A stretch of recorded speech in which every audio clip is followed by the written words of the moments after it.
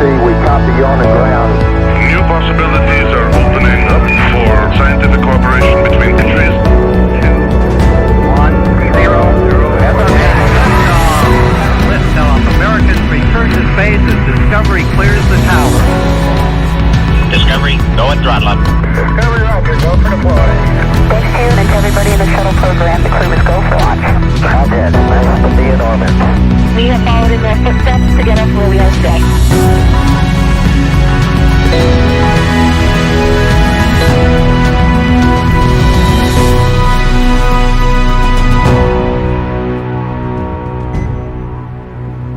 You are looking at a live view of the Dragon Endurance spacecraft as we await its departure from the International Space Station so it can make its way back to planet Earth. It's Friday, March 10th here at SpaceX headquarters in Hawthorne, California, and we're expecting the Dragon spacecraft to push away from the ISS at about 11:20 p.m. Pacific time, or about 2:20 a.m. Eastern time. On board will be our Crew-5 astronauts, including NASA's Nicole Mann, Josh Cassada, along with Japan's Koichi Wakata, and Roscosmos's cosmonaut Anna Kikina. The crew is currently suited, and the Dragon and space station hatches are sealed in preparation for the upcoming departure opportunity. Thanks for tuning in to watch our live coverage of Crew Dragon completing its 5th official long-duration mission for NASA's Commercial Crew program. Now, for those of you following along, you'll know that the Crew-6 spacecraft just arrived last week and will be taking over on the space station, allowing the Crew-5 crew to come home.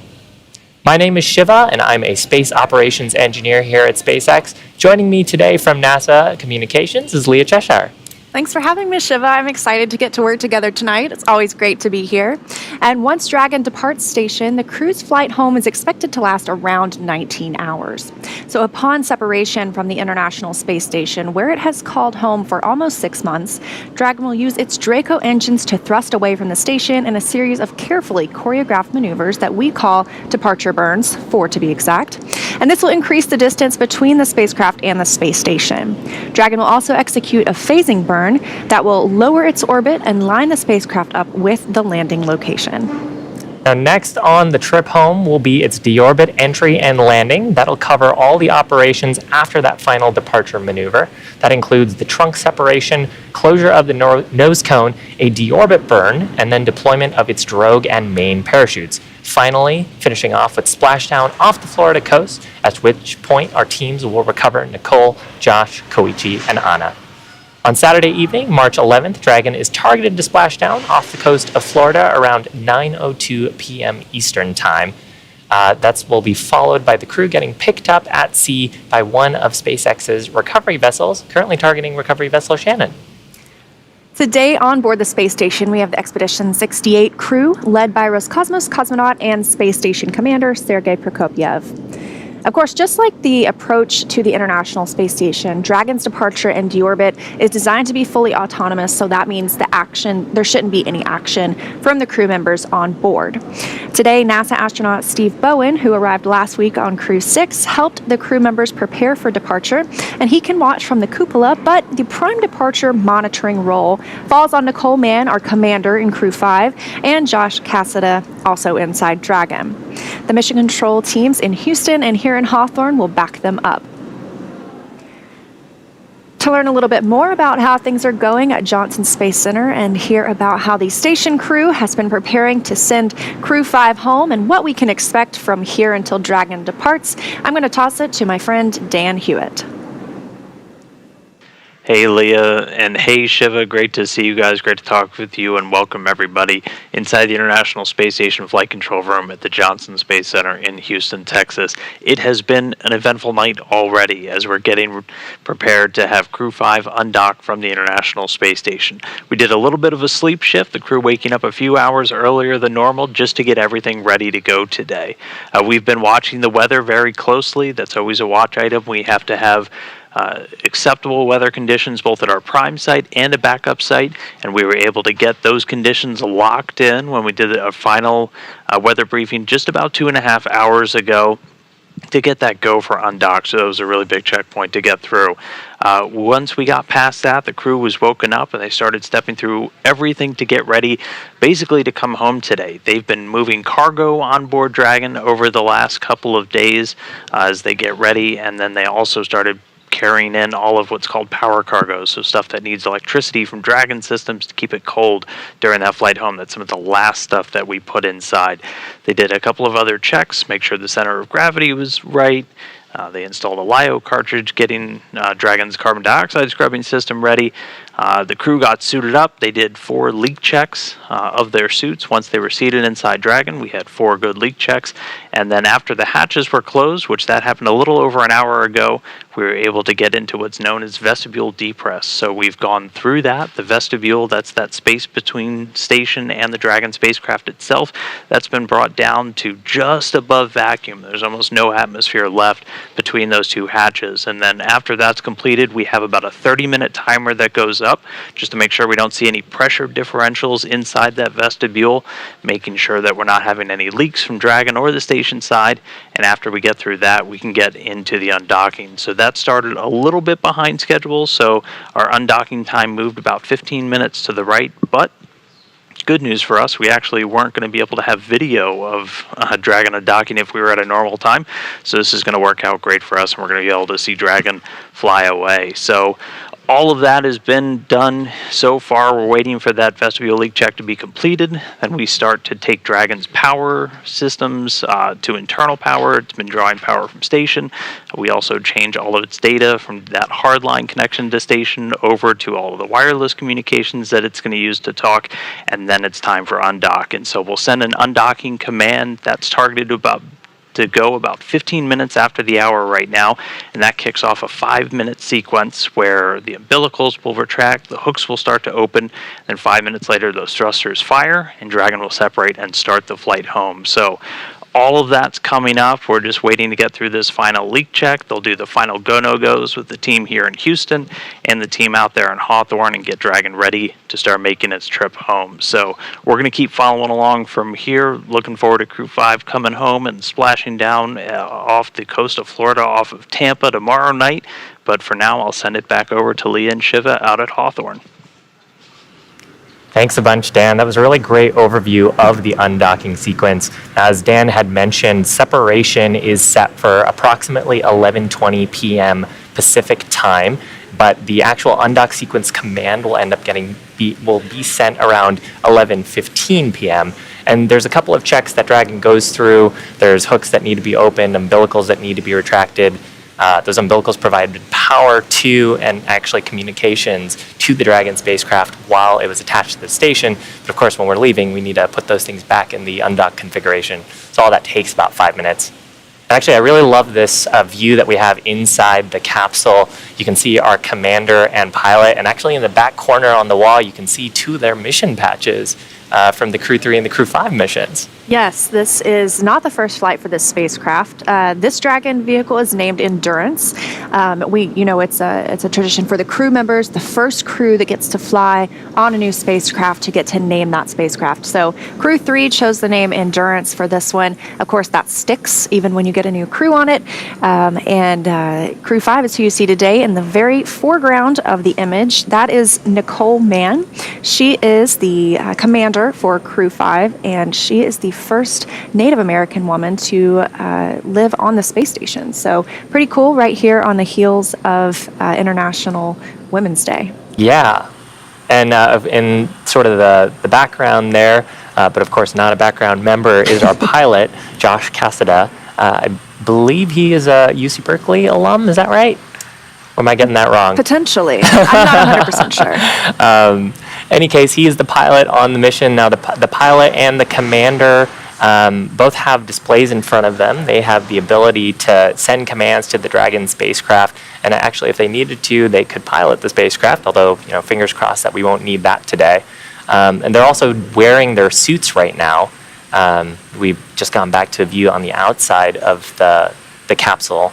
But we heard Dan talking about the suit leak checks that they do earlier on the suits, and the suits are really a safety system for the crew. Yeah, absolutely. So the suits are custom fitted for each of the crew members. They look pretty comfortable. And before any of these dynamic phases of flight, any of the burns that happen, undockings, launches, you want to make sure that the crew is in their suit, that it's secure, that there are no leaks. The suit is the way that the crew members are also able to communicate with the ground and with each other. And they also have some airflow in their suits as well to help keep them nice and cool. Yeah, the suits are also made of fire-resistant material. We really have them on board for a fire emergency, or if the cabin were to depressurize, then the suits can provide pressurized gases to the crew members and keep them safe while we bring them home. Here's a video of the suit. So we've got the 3D printed helmet that's custom and the visors. There's an umbilical connection on the right leg, and that umbilical connection actually is what provides gas flow to the suits, as well as the communication that you were talking about, Leah. And so there's an inner bladder layer to the suit, and then there's outer layers on the suit. That inner layer is what holds the pressure in the suit should we need it, and then the outer layers are fire-resistant material and also, of course, make them look super cool. We just saw a note pop up on the bottom of the screen that talked about the boots, and those are able to secure themselves, I guess, kind of click into the footrest. Now, the footrest is part of the seat that can be removed. So when the crew is in an extended free flight period, maybe during launch, if they had, a long time from launch to docking, or like we see tonight, they'll have some extended time from undocking to splashdown tomorrow. They can actually remove those footrests, give themselves a little more room in the capsule. So it's a nice way to open up that space. Yeah, and of course, everything in the capsule has a function and a purpose. So you talked about how the suits are custom fitted. We actually have some custom inserts on the seats as well, based on the size of each crew member, so they have a good fit in the seat. And that's really for those really dynamic phases, like during the launch and during descent. You start to pick up gravitational acceleration on the body, and we want to make sure all those forces are comfortably put away through the seats and not in an uncomfortable way that could potentially hurt the crew. So that, along with the seat rests, are actually adjustable, and there is like a groove on the bottom of the seat that they lock in their seats into. As we actually step into final prep for departure, we may hear a call from the core reminding them about their visors and reminding them about their seat positioning and restraints ahead of the undock sequence. So right now, we have 11 people living on the International Space Station for this past, it has been a week. And so that is an even more full house than usual. We have had some crew members sleeping in Crew Dragon. It's really important that we're able to space out our crew members. They have their normal crew quarters that our long duration visitors will stay in. Crew-5 was nice enough to clean those up and turn them over to their new visiting Crew-6 arrivals. And they are now reducing this crew size back down to 7, so what we would typically refer to as a full house. Yeah, and it's kind of funny you mention the crew members sleeping in Dragon. Dragon does have 2 windows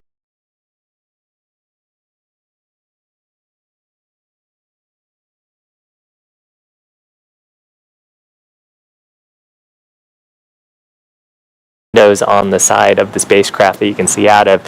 So on previous missions, crew members have actually snapped photos of other Dragons or other visiting vehicles, or just great views of planet Earth. Honestly, it'd be great to have a bedroom with a window view of the planet. That sounds amazing. I was just thinking it would be very hard for me to want to go to sleep if that was my window view.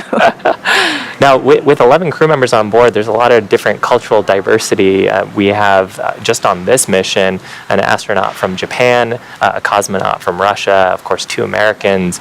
That must make for some pretty interesting conversations and meals and just cultural diversity on the station. Yeah, I think so. And just last week, Sultan Al Niadi arrived as one of the Crew-6 crew members, and he is from the United Arab Emirates. So I know they're very proud to have their first long-duration crew member on board. But it is the International Space Station, such a great example of peaceful cooperation with all of our crew members. Yeah. Okay, so quick timeline check. We are about 15 minutes away from the planned command for undock sequence start. And again, we are once that command is sent, there'll be about a 5-minute period where Dragon will perform some final configurations for undocking. So in that configuration, we open up the hard capture hooks. There are 12 of those around the ring of the docking mechanism, and they hold in the pressure in that vestibule section. Of course, all of that is depressurized now. Yeah, so you mentioned there are 12 hooks. Those are released in 2 sets of 6. When Dragon arrives, they are also initiated in those 2 sets of 6. So we'll be watching once that command is sent. It's also very interesting. Dragon will conduct very short burns to help it depart from the International Space Station instead of the springs like we might see on a Russian Soyuz. Yeah. Now, at the moment, Dragon is in this final configuration before undocking. We're waiting for mission operators to conduct their go, no-go poll. So there's a set of flight rules that all of the folks in mission control are referencing to make sure Dragon is healthy for undocking. And then once that go, no-go poll is complete, we'll proceed with the undocking procedure, of course, assuming that we are go. And keeping our fingers crossed. But just like during the approach to the space station, Dragon's departure and deorbit is designed to be fully autonomous, so the crew shouldn't have any actions. It's typically faster and easier this time around because the crew won't have to stop at any waypoints like we see when they arrive to the space station. Yeah. And once the undocking sequence is complete, Dragon does use its Draco engines to thrust away from the station, like you mentioned, Leah. There's a series of maneuvers. We call them departure burns. For this mission, there'll be 4, and they increase the distance between the spacecraft and the space station. From there, Dragon performs a phasing burn, and then that puts it on the right target to get back home for the splashdown location. And just a quick pause to say we did just get a good vestibule leak check, so that means that things are marching forward for our undock today. But wrapping up its trip home tomorrow, March 11th, Dragon will go through the deorbit entry and landing process, or splashdown, I should say. And that covers all of the operations after the final departure maneuver. That includes trunk separation, closure of the nose cone, a deorbit burn, deployment of the drogue main parachutes, of course, and finally, splashdown off the Florida coast. As you heard mentioned earlier, that will be off Tampa, the coast of Tampa. At which point, teams will recover the Crew-5 astronauts inside Crew Dragon from the water. Now we're looking at a view of mission control. So that's mission control in Hawthorne, California. And each of those rows are primary controllers, operators who have a wealth of experience about the various different systems on Dragon, as well as experience about the crew member. We've even got flight surgeons on there, medical doctors who are familiar with the individual needs of the crew members and also their health and safety. That second row from the back has the core and the mission director, as well as the SIS-2. There's a number of specialists in there. And the front row in front of that there's a SIS-1 operator who's responsible for all the hooks and avionics and systems. The call that you mentioned earlier was actually from the SIS-2 saying, hey, we did our leak check. The leak rates look good, so we're not going to vent any additional gas off of the International Space Station. Because, of course, we got to bring all the gas up to the space station that we use. And usually you're one of those voices that we're hearing sometimes as one of the systems engineers down there. So loving having you up here today. But we're expecting that go, no go for undocking in the next few minutes. But everything that we're hearing right now sounds like things are moving along pretty nicely. Yeah. And again, we are expecting the undock command to be... Station Houston on Space Ground 2 for exercise.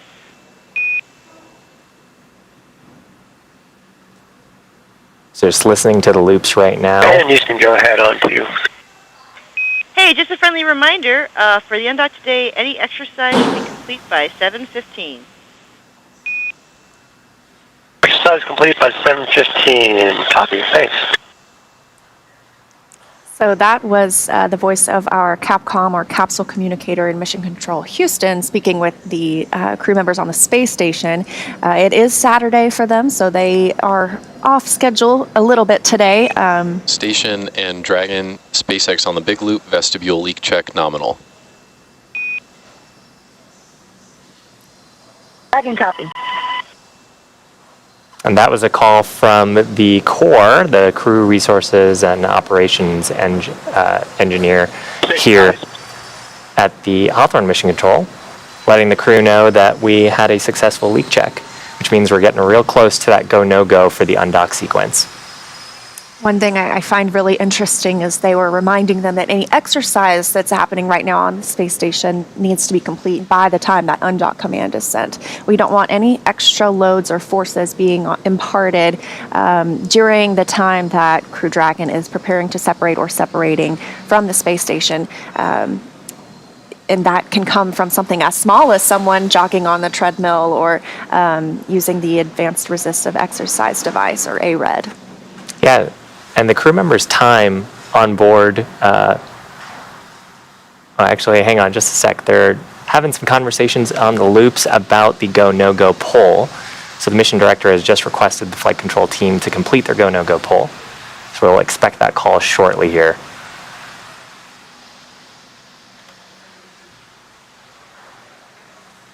But we were talking a little bit about the exercise on station. The crew members' time on space station is pretty heavily scripted.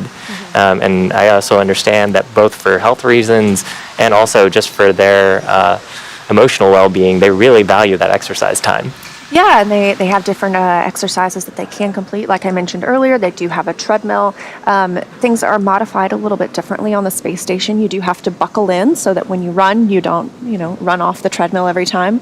But they exercise approximately 2 hours a day so that they can maintain their muscle mass and their bone density. Because if you're not using those things in space for a period of 6 months, you can come home and not be as good of shape as when you left. So they usually come back pretty healthy and strong thanks to all those studies and their exercise.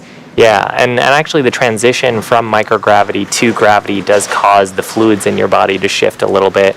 It also, your heart actually pumps blood a little bit differently because the feedback receptors for your blood pressure expect there to be gravity on your body. So the crew on Crew-5 before splashdown will actually take a few actions to load up on some fluids and wear some special garments to kind of help with that fluid shift and help with adjusting back from microgravity to a gravity environment. Yeah, it's very interesting. A lot of that fluid shifts to your head from your legs, from what I understand.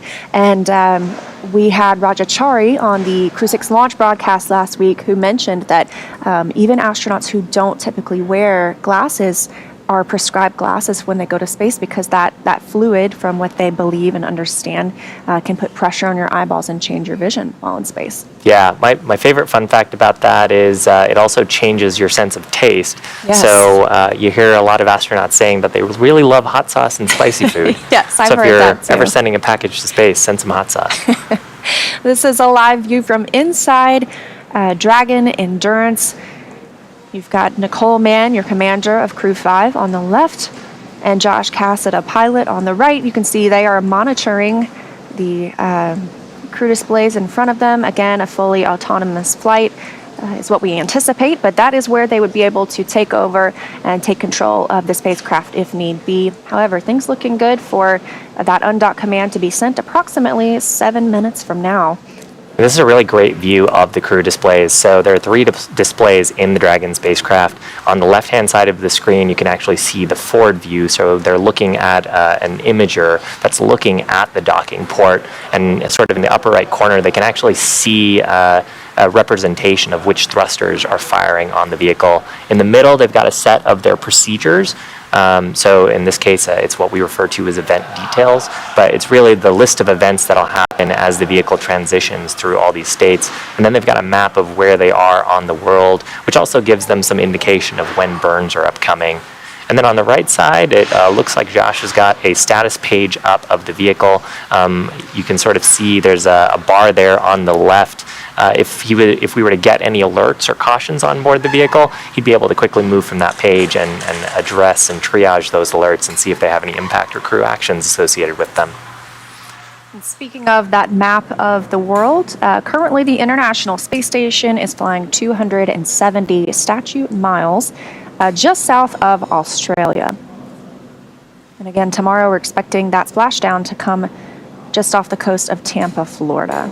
And you can see their visors are also still up, so I anticipate that they'll get the call to lower those visors here shortly as we are awaiting that undock command. Yeah, the visors are one of the components that the crew can open or close without having an impact on the leak checks that they performed earlier. We asked that they keep all of their gloves and zippers. Endurance, SpaceX on the Big Loop, final reconfigurations for undock complete and nominal.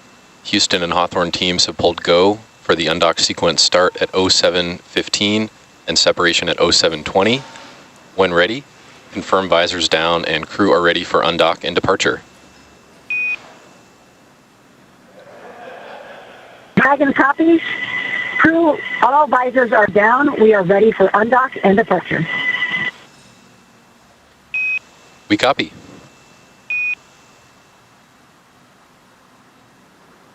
And right on time, they got the call to lower those visors because Dragon is go to undock both from teams here in Hawthorne as well as Mission Control in Houston, and the crew reporting that themselves.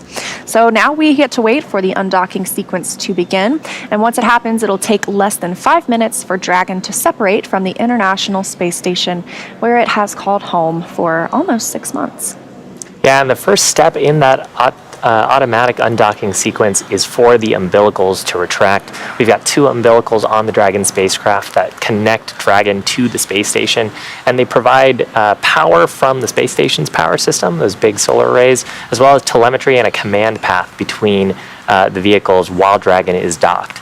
And once the umbilicals are detached, then Dragon will unlatch itself from the space station. It'll release what are called 12 hard capture hooks in 2 separate phases. You might hear that referred to as the gangs of hooks. We need 11 of those 12 hooks to have a good seal on the vestibule, which is that pressurized volume in between the station and Dragon. Of course, that volume is unpressurized right now since we're about to depart. Now, all of that takes about 4.5 minutes, and then Dragon will be ready to depart from station and will begin moving itself away using a firing of its Draco thrusters. And like I mentioned earlier, the initial departure for Dragon from the space station looks different than Soyuz, because Soyuz relies on springs to push it away from a docking port, whereas we'll see those 2 short thruster firings to undock. Those are using a combination of the 12 Draco engines around the base of the capsule. The first breaks any stiction between Dragon and the docking port, and the second will slowly back the spacecraft away. So we are expecting the call for the undocking sequence to begin right around 11:15 p.m. Pacific time. So in the next few minutes, we should get that call, but everything checking out so far. We've got all of our crew members suited up in their seats, just monitoring the ride home. Yeah, so those thruster firings are actually pretty helpful as well because they give us a little mini checkout of the propulsion system before we start using it for some of those bigger burns. We actually did do a propulsion system checkout ahead of the undocking sequence. So we've talked a little bit about the leak checks that happened, and we've talked about the vestibule depressurization. But actually, over the last few days, there have been a number of checkouts performed to make sure that the comm systems, the propulsion systems, the suits, everything in the vehicle is healthy in the correct configuration for undock. So this is kind of that one extra free check we get with the Draco firings, and it means one less mechanism on the vehicle. Got about 2 minutes until that undocking command is sent and that sequence begins, those hooks releasing. Now, as we mentioned, this is coming about 15 minutes behind when we initially thought we would undock. We've got a series of checks that we go through that both teams on the ground and the crew, obviously on the International Space Station, both in Dragon and on the station side, need to make sure everything's checked out before departure. But we have a window for these undockings that will still allow the crew members to splash down at the same time tomorrow. So it's a little bit different. Actually, it's quite a lot different from those instantaneous launch windows that we have. Whereas if you do not launch on that exact second, your trajectory is not lined up to meet with the International Space Station. So you get a little more grace when it comes to an undocking. Yeah, and a lot of that has to do with the orbital mechanics. When you're higher up in orbit, you actually need less thrust to make a bigger change in your orbit. There are some Newtonian equations you could go work on to figure out why. I'm not going to try to explain it all right now because I probably wouldn't do a very good job of it. But it is a function of the orbital mechanics, and because of that, while we do try to leave on time, it's more important that we review the data and understand that the vehicle is in a healthy state. And Dragon can actually make up a little bit of a delay, or even if we were to depart a little bit early on the undock sequence. There's a set of onboard flight computers. Endurance and Station SpaceX on the Big Loop undock sequence commanded. Dragon copy. So call from the core there that the undock sequence has started. We also heard a call on the loops that the umbilicals have begun to retract. So with Dragon getting ready for the undock sequence, I think it'd probably be a good time to check in with Dan at Mission Control at Johnson. Dan? Hey, thanks, Shiva. Yeah, we can see the umbilicals retracting. They're just about completed. Umbilical demate complete and nominal.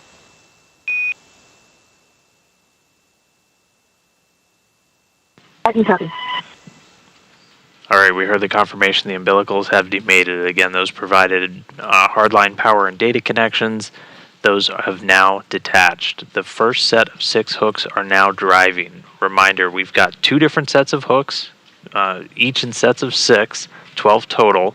After the first set has released, we are committed to an undocking. So that first set, 6, is driving now, and we expect all of this to take another 3 minutes or so before we get that physical separation, when those thrusters on Dragon will fire and begin backing Crew Dragon Endurance away from the space station.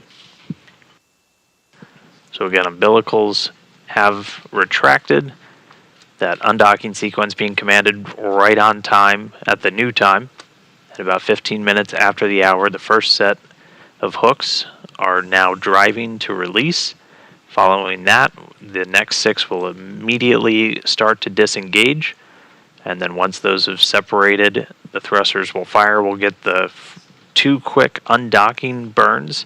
That first one only being about 1.5 seconds, so just a real quick pulse of those service section Dracos to start backing Dragon away, and then a slightly longer one of about 5 seconds to increase that rate. But we are on our way right now, still a couple of minutes until we get that physical separation, still waiting for that first set of hooks to disengage.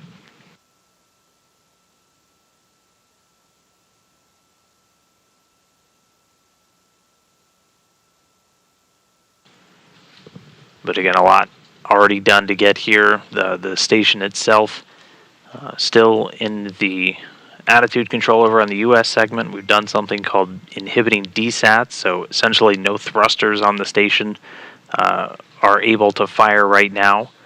So attitude fully in control of the First set of hooks open and nominal. Second set of hooks traveling. All right, first set open, second set opening. We are now committed to an undock, so this next set of 6 are going to open. We should have them open within the next 2 minutes, and then we'll get physical separation, and we'll call you an undocking time.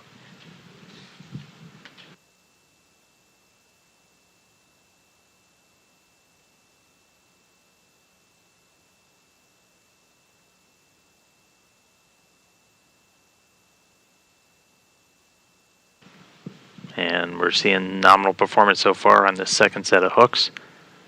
Standing by should be within about a minute or so until this second set opens. That'll be all 12 opened, and there will be no physical mechanism still in place holding Dragon to the international docking adapter. We're looking at it attached to the forward port on the station to that docking adapter.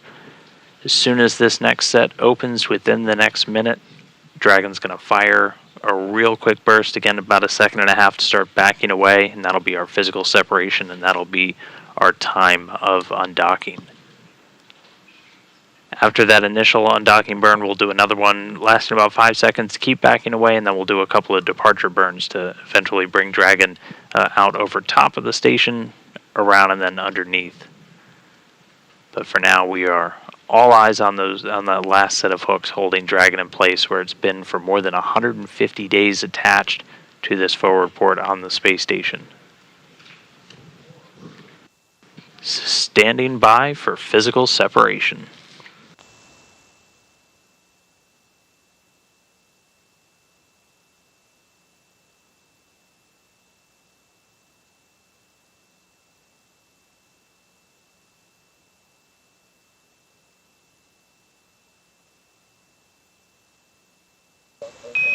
All hooks open.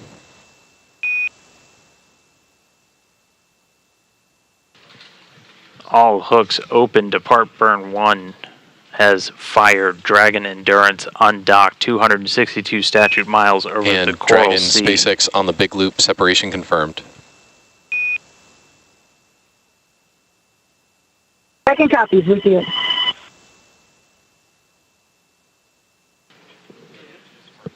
So a successful separation. Again, Dragon undocking at 1:20 a.m. Central Time, 2:20 a.m. Eastern Time, with Dragon and station flying 262 statute miles over the Coral Sea off the northeastern coast of Australia. So with that, Dragon now stepping into Depart these burn depart 0 burns. nominal. Second copies.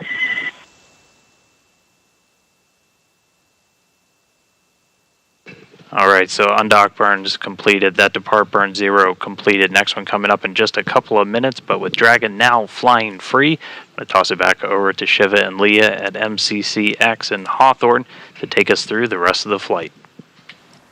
Thanks a bunch, Dan. So we had some great shots there of the first depart burn. We're coming up on depart burn. So that was the depart burn 0. Now we're coming up on depart burn number 1. Now this will be a short firing of the Dragon's Draco thrusters. The burn just lasting about 16 seconds. You can see that Dragon has begun to fly away from the space station, and these initial depart burns essentially increase the range rate from the station, so we can get away from the International Space Station and get out of these various different spheres of control around the vehicle that keep both of the vehicles safe. So we heard a call for successful depart burn 0. That 16-second burn. That increases the speed at which Dragon is flying away from the station. It's going to start to send it up and over the space station. It'll eventually come down and then behind the space station. This depart burn 0 puts crew Dragon Endurance and Nicole, Josh, Koichi, and Anna on their journey home. So there's a good look at where depart burn 0 takes us. We'll also be standing by for depart burn 1. That's another short burn, about 21 seconds. That's going to keep us on that trajectory to go over and then eventually down and behind the International Space Station. Depart burn 1 is also going to be what's going to send us out of the keep out sphere. That is an invisible sphere around the International Space Station. It's a boundary, 200 meters in radius, and it helps us determine, or helps us govern visiting spacecraft arriving or departing the space station. So before moving into that keep out sphere, you have to your spacecraft must be configured so that it would not cross that boundary for at least 4 orbits, even if for some reason it lost all maneuvering. So we monitor that before and after departure. Crew Dragon continuing to make its way further from the space station. We're continuing to get some really cool views from the International Space Station cameras. So this one's got Dragon, and it looks like one of the robotic arms in the foreground, Dragon in the background. And of course, the opportunity today was a little bit delayed from the initial timing, but as a result, it turned out that we had better communications coverage, so we could actually get some of these views from the space station. Now, Leah, I really like your explanation of the keep out sphere. I kind of analogize it to if you've ever flown into a major airport, there's an air traffic control team who's governing who can come into the airport, what timing they should go do that. And the keep out sphere is one of those imaginary constructs that allows the flight control teams of the visiting vehicles, as well as the flight control team in Johnson, to make sure that everyone is safe and no one is inadvertently entering to a place that is habited by people. Yeah, and we have a couple of those boundaries. The keep out sphere is the one closer to the space station, and the other is the approach ellipsoid. That one is a 4 kilometer by 2 kilometer, again, an ellipsoid. It's more It's not as much of a sphere. And it is also an imaginary shape, but it also helps us monitor those arrivals and departures of any and all visiting spacecraft. Station on the big loop. Right station. Duke and Crew-5, magnificent sunset departure. You guys look great. Great job up here. We're going to miss you. Godspeed. Awesome. Thank you, Frank, and the rest of the crew. We'll be following along.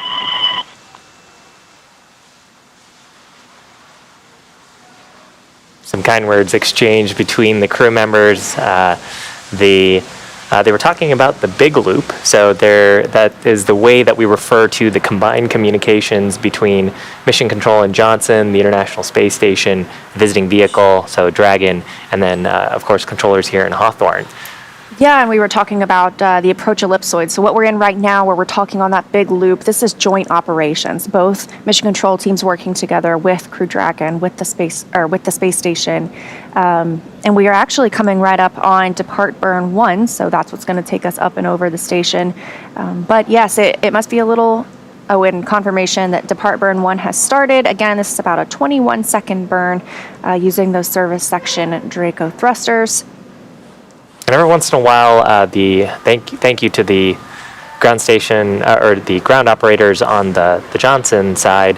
They give us some higher. Dragon SpaceX on the big loop, Depart Burn 1 nominal, and we see Dragon on a nominal trajectory away from station. At this time, you are go to doff suits per procedure 4.012. And finally, I have a reminder that the big loop will be deactivated following Dragon's exit from the approach ellipsoid.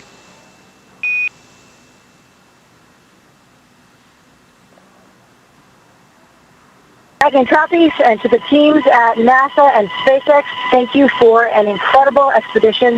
It has been your tireless efforts and attention to detail that have helped make this mission successful. I can't tell you how great it feels to be part of such an incredible team. And to the crew on board the International Space Station, you've got it. Make us proud. We'll be following along your mission. And to our friends and family, thank you for following along and being a part of our mission.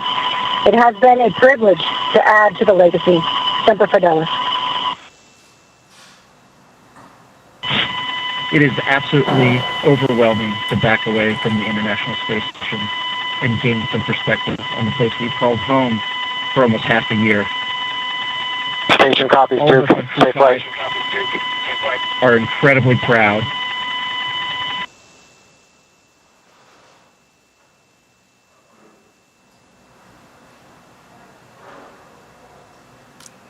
So a few things. Absolutely overwhelming to be backing away from the International Space Station and gain some perspective on the place we've called home for almost half a year.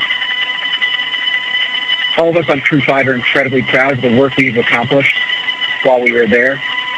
And to everyone who had a role in Expedition 68, whether direct or indirect, you should feel the exact same way.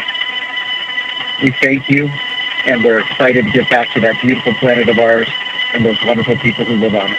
Thank you. That was a beautiful view of the space station as we all the mission control centers all over the world. Thank you very much for your support. It's a privilege and a pleasure to work with all of you at the mission control centers. And Expedition 68 crew, Sergey, Dmitry, Frank, Steve, Woody, Sultan, and Andre. Bon voyage, and we'll be following along. Thank you. Arigatou gozaimashita. Spasibo большое.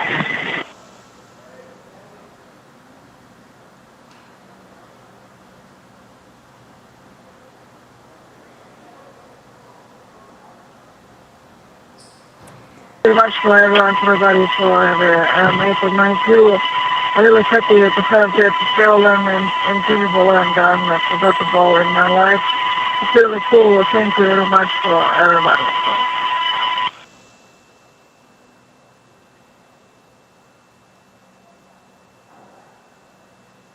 Some words from all four Crew-5 members giving a final farewell to the International Space Station. And Dragon Houston on the Big Loop. Dragon has exited the Keep Out sphere. We wish you safe travels and looking forward to seeing you back on Earth. Copy. Houston. So we just heard from the Capcom, the capsule communicator in Houston, that Crew Dragon has exited the Keep Out sphere. That was the imaginary boundary we were talking about just moments ago. 200 meters in radius around the station. One of those safety zones while we are in joint operations that help us monitor any spacecraft arriving or departing. So before moving into the Keep Out sphere, again, that the rule essentially is the spacecraft, if it for some reason lost maneuvering capability, it would not cross into that border for at least 4 orbits. But of course, departing, we don't have that same requirement. They are now well out of the Keep Out sphere and heading toward the approach ellipsoid.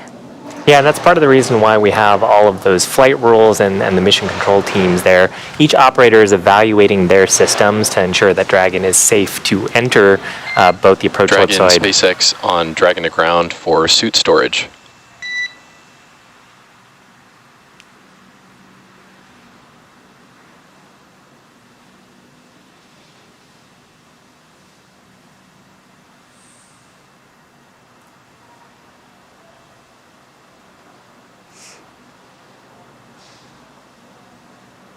Go ahead, Jake. Hey Josh, I've just got a reminder here 6 months later to store suits with helmet visors closed. How copy?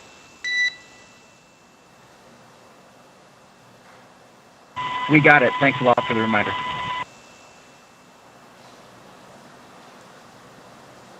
Some friendly words from your friendly neighborhood core. Of course, the crew have been on the space station for about 6 months, so the little quirks of how do you pack things in the vehicle safely to make sure, in this case, that the visors don't get scratched or damaged, just reminded them to keep them closed in the suit bag. They do actually get some training on the space station to kind of remind them about some quirks about the vehicle, actions that they need to take during the undock sequence and the departure sequence. So Josh acknowledging that. Everybody needs a refresher every now and then.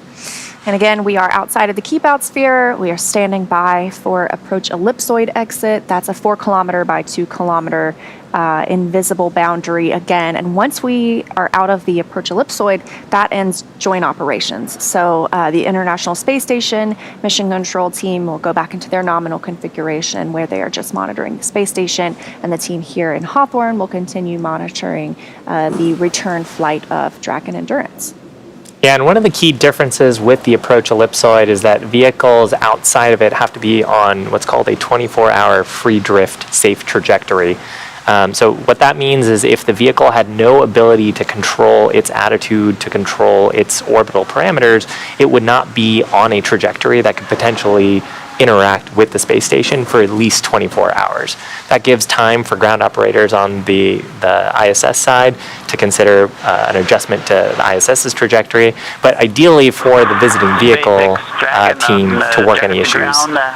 Check from the mic, cabin mic. Dragon SpaceX, we had you 5x5 on the cabin mic. Good comm check. So call there from Koichi. We have you loud and clear also. Thank you. Now at this phase, because we're outside of Depart Burn 1 and on our way out of the approach ellipsoid, we've actually given the go to the crew to doff their suits. So that means taking off their suits. As we talked about a little bit earlier, there's an umbilical that connects the suits to the comm system, but once they're out of that, they actually have to use a cabin mic that's in the cabin, and we always want to maintain communication with the crew in case we need to provide them any urgent instructions or if they need to give us any information. So it's just a check there that all the systems are working as they proceed into a more comfortable phase of the phasing mission. Now we are continuing to stand by for that approach ellipsoid exit, but if you saw as Dragon was undocking from the International Space Station, the colors shifted on the spacecraft itself, and that's because the International Space Station and Dragon entered in orbital nighttime. So they see a sunrise and a sunset every 45 minutes, which seems pretty inspiring, to be honest. And they even mentioned the beautiful sunset that they got as they were traveling away from the space station. Dragon is now about 600 meters away from the International Space Station, with depart burns 0 and 1 complete as planned, and heading toward the approach ellipsoid exit. Now, again, it's about a 19-hour ride home for the crew inside Dragon. Hopefully they get a nap in there somewhere, but they won't really be on duty during that time because the spacecraft is an autonomous one, so they don't need to take over and pilot it whatsoever. They are definitely trained to do so, as we've discussed. But if things are moving smoothly, which we anticipate, they should be able to rest and enjoy 19 more hours in space before they are back home sweet home. It might be a little bit of a nice change of pace to have some off-duty time. I think I heard Dan mention earlier that the crew did have to sleep shift a little bit for this particular undock opportunity. We even caught a few views of them sort of resting up while they were in the vehicle waiting for the undock sequence. So during this off-duty period, they'll be free to use the amenities on board Dragon, have a meal, to just sleep if they want to. And then, of course, as we get closer to the actual entry, deorbit and landing sequence, then we will make sure that they have redonned their suits, have done their preparation for fluid loading, have confirmed that the cargo is all in a safe configuration for entry, and then they'll get suited up again in their seats for the deorbit burn and entry sequence. Yeah, things are pretty quiet, and from now until then, the next, like you said, big milestone, which they'll need to put their suits on for, will be that deorbit burn. That afterwards, we'll see the nose cone close. Obviously, that was open when we departed station. That's how the crew members ingress and egress the station. They have not used that side hatch in 6 months, so they'll finally get to open that up once again tomorrow once they're pulled on to Shannon, the ship that is waiting off the coast of Tampa for the splashdown tomorrow night. Yeah, and we had some views of it earlier when we were looking at the camera behind the crew. So if you can imagine in your mind's eye where the center display was, sort of straight past that is the forward hatch, and that's the hatch that they've been using to enter the International Space Station. That's one of the hatches that we closed today. The side hatch was a little bit lower down. The crew don't really interact with that. They can, of course, open it in an emergency on the ground, but the recovery teams will actually do most of the work there, so the crew can stay nice and comfortable in their seats. And that also helps with some of the microgravity to gravity adjustment that we had been talking about. So I want to read off a few of these stats for our crew members. 3 of these crew members on Crew-5 are first-time flyers: Nicole Mann, Josh Cassada, and Anna Kikina. And then Koichi Wakata, he actually just completed 500 days in space just a few days ago. He will, by the time of splashdown tomorrow, have 505 days in space across 5 different missions. And for the other crew members, they will have logged 157 days in space by the time they splash down tomorrow. This crew saw 6 visiting vehicles arrive and depart. One of those was a Cargo Dragon SpaceX 26. That brought up some of the solar arrays that some of these crew members installed during some spacewalks earlier this year. There were 2 Russian Progress resupply ships, of course, Crew-6 arrival last week on the SpaceX Dragon, Soyuz MS-23, and the Northrop Grumman Cygnus vehicle NG-18. So some of those bringing crew, some of them bringing cargo, all welcome sights to our crew members on the space station. They also saw 5 of those depart, including 3 Progress resupply ships, the Crew-4 crew, who they said farewell to about a week after they arrived in the fall, and SpaceX 26, as we mentioned. Yeah, and the crew actually do have some role to play on those cargo missions. They, of course, pack and unpack the cargo that's in the Cargo Dragon vehicle. So Cargo Dragon being very similar to the Crew Dragon vehicle. It doesn't have all the same life support systems. It doesn't have the displays, the seats, because the primary thing we're taking up is science and cargo for the International Space Station. The crew actually play a more hands-on role during the approach process, too. They've got procedures where they monitor the approach sort of if the ISS is pretty high up, and so it takes some time for communications and commands that we send from the ground to reach the vehicle. But the crew can actually send direct commands to the vehicle during the approach sequence if they needed to. So those crew were busy during that approach opportunity and the undocking as well. Oh, and of course, the unloading and the reloading and all of the science experiments that they brought with them. So we're coming up on about 1,000 meters away from the International Space Station. It was just a few minutes ago that we saw Dragon undock right on time, around 11:20 p.m. Pacific time.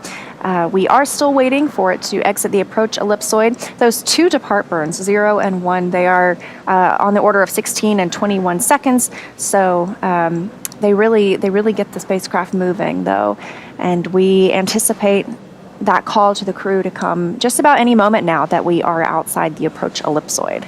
I actually just heard some calls on the loops here that we're out of the approach ellipsoid, so we'll probably hear a similar call Dragon from and Station the core. SpaceX there it is. On the big loop. The vehicle has exited the approach ellipsoid and is on a 24-hour safe free drift trajectory. To the Dragon crew, configure comm for Dragon to ground in preparation for big loop deactivation.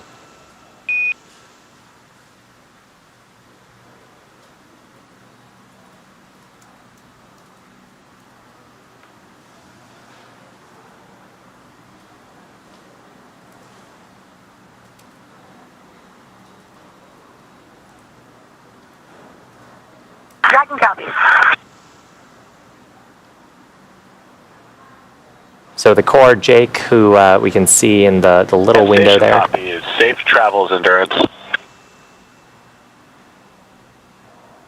Indicating to the crew that we've exited the approach ellipsoid. Again, that's that 4 kilometer by 2 kilometer by 2 kilometer ellipse. Sort of the long end is along the direction that the International Space Station is traveling around the Earth. We call that the forward direction. Core indicating that we're outside of the approach ellipsoid. Because we're outside of the approach ellipsoid and outside of join ops, we're actually going to be deactivating that big loop. So this is probably the last time that the crew are going to be talking to the International Space Station crew on this particular mission. I'm sure they'll talk to them when they get back home to planet Earth in about 19 hours from now. Yeah, absolutely. So since it has exited the approach ellipsoid, like you mentioned, those joint operations are over. Crew Dragon is going to move into it's the rest period for the crew, essentially, like we talked about. They have doffed their suits. They're able to store those suits. They will, like you said, get the chance to sleep. And we are still targeting splashdown tomorrow at 8:02 p.m. Central, 9:02 p.m. Eastern Time. And that, I think, about wraps us up. Yeah, they do have a couple more departure burns, and they'll have some return burns that adjust their phasing. But now that the NASA astronauts, Nicole Mann, Josh Kashla, JAXA astronaut Koichi Wakata, to make their way back to planet Earth, they're in the middle of doffing their spacesuits. We actually have them dry the spacesuits, clean it out a little bit in case they got a little bit sweaty or anything inside while they were wearing them. The splashdown opportunity is targeted off the west coast of Florida near Tampa around 6:02 p.m. Pacific time tomorrow, or 9:02 p.m. Eastern time. And that'll be followed by one of our SpaceX recovery vessels approaching the vehicle, doing some safety checks, and then we'll recover them on board and then bring them out of the capsule so they can start their ride back home. Now, as they rest up on the Dragon spacecraft, our teams on the ground are going to continue to keep an eye on the weather around the splashdown opportunity to make sure that it is safe for that deorbit sequence and then eventually splashdown. And right now, the weather is looking fantastic out there. And at 9:02 p.m. I'm thinking 6:02 p.m. here. I thought we might be able to see it, but maybe a little dark over in Florida. So even though we're wrapping up coverage here in Hawthorne, the NASA team in Houston is still going to be monitoring the next phases of the Crew-5 mission. So our friends at JSC will provide continuous live audio-only coverage during Crew-5's journey home until we rejoin approximately an hour prior to splashdown tomorrow. And you can find that audio-only link by visiting nasa.gov/live and click clicking the Mission Audio link, or you can search YouTube for NASA Mission Audio Live feed. Now, we will rejoin for live video coverage starting about an hour prior to splashdown.